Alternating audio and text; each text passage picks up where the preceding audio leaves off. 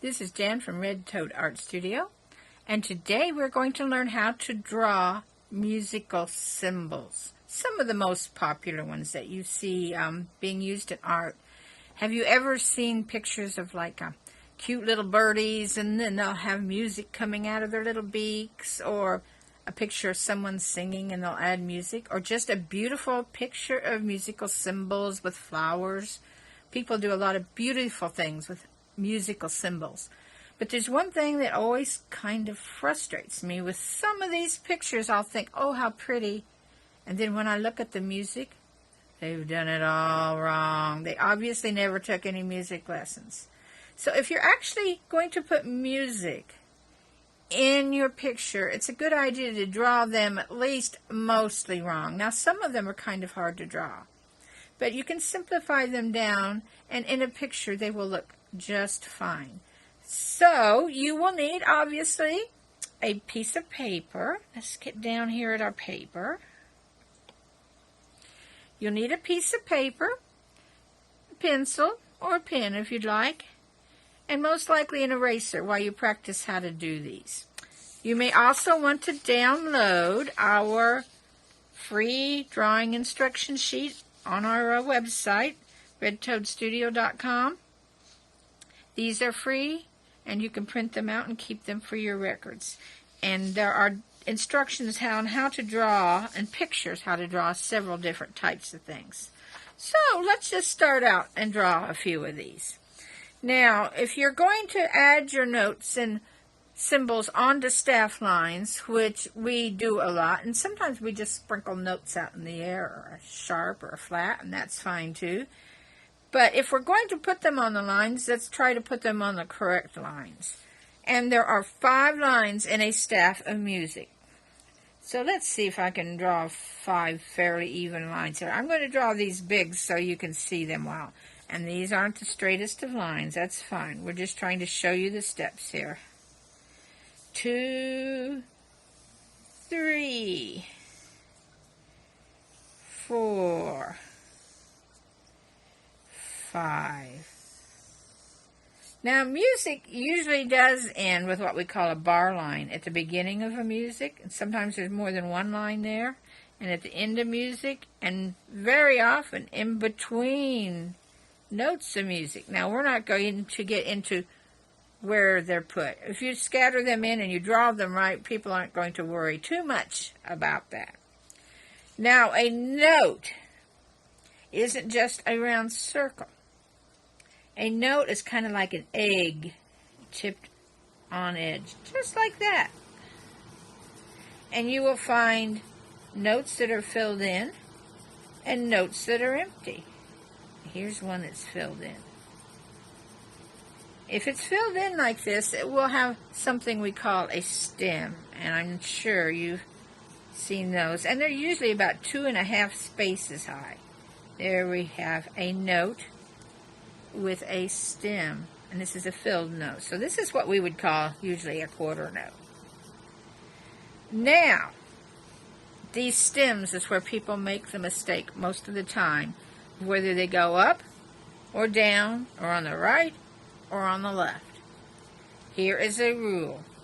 If it's on this middle line here, this is a dividing line, your stem can either go up on the right or down on the left. But if your note is down here, below that middle line, your stem needs to go up on the right. Now, I'm just drawing single notes. I'm not drawing whole bunches of notes where somebody's hands are playing 10 notes at once. You don't need to put all that in your art. Now, if a note is up here above that third line, there, it will go down on the left. Notice how nice those notes look. Now again, these could be filled in or empty, whatever you prefer. Sometimes they'll have a little dot after them if you want it to make your music look fancy. And that's how you make notes. And be sure you get the stems all about equal size. Now that's not hard. Just think below the middle line, up on the right, above the middle line, down on the left. So that's notes. Now let's learn how to draw a treble clef. Now, those are kind of crazy. In fact, I'll turn this over and I'll make another set of, we call these staff lines. 5 lines together. This is staff lines. And we'll learn to do the treble clef because that's always a pretty thing to put in art. 2, 3, 4, 5. Get a bar line here. Just a very messy bar line. There we go. Now, a treble clef, if you follow some simple steps, it's easy. Come above about the distance of a space. Draw a straight line straight down through it. And I actually go a distance of a couple or a space and a half or so. And make a curve here. Alrighty, and you can even fill that in as a circle and fatten it up if you want. Next step, come to the top. Go this way to the bottom of that first space there. You see how that is? We're going to make a big circle around and to the bottom.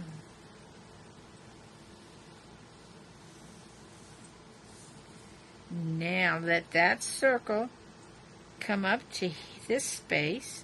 Around we come, cross the middle line, and you can come in here, and you can make a line again. Now, if you want to fancy that up, as I say, we can add some circles in here, fatten some of these lines up, make them fatter and a little curvier. Do a circle here. Just generally kind of make it look pretty. There you go. You have your treble clef. And actually, I think you'll probably want to use that like a nice thick marker or something on that and make nice thick lines. There you go. How do you like that? There's your treble clef. Now, I'm not doing this real neat because this is just a sketch to show you how to do it. Let's do a bass clef. These are the low end singers usually sing this. This one's easy. Start out with a circle here on this first line. Make a big C that comes up, well, a big backwards C that comes up and stops before it hits the bottom. It stops right about here. And you'll want to kind of maybe thicken that up too. Make that look neat. A circle in this space. Circle in that space. And now you have a bass clef. Now I'm going to turn this over real quickly. Let's put a sharp in front of a note. Maybe we can fit one here. Right in front of the note, put a pound sign. And there you have sharp to note. I don't think I have room to get a flat sign in here. Tell you what, let's just extend this out. Let's see if we can get another note here. We'll put this one up. And a flat sign looks like a baby bee. Like that. See that? And there's a flat sign. Let's see. Oh, let's show you a flag note because those are always pretty. A flag note has a flag on top of it. Just come down like that. And there is a pretty flagged note. Let's do a beamed note. Let's pretend that's not there. You can draw beams between two notes like that. You could draw one beam. You can draw two beams. You could draw 3 beings. I probably wouldn't do any more than that, but those are legitimate music symbols without that line there. Okay, let's see. I think that... Oh, you might want some rest. Here is... Let's go back over here. See if we can fit some here. Let's do a whole rest. It's just a rectangle that hangs on that first set of lines there. And it is all filled in. And a half rest, which is, it's held for less time, sits on this line. Now you wouldn't have both of them there because they would contradict themselves, but you could use one or the other. Is there anything else that you need? If you use these symbols, you should be able to draw some fairly decent looking music. Now, notes would come after a treble clef, or it can come after a bass clef.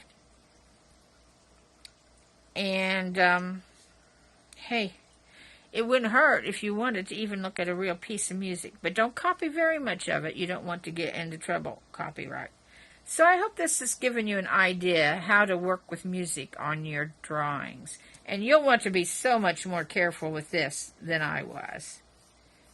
Because I think you already know to go ahead and smooth these out and fill them in and take your time with them.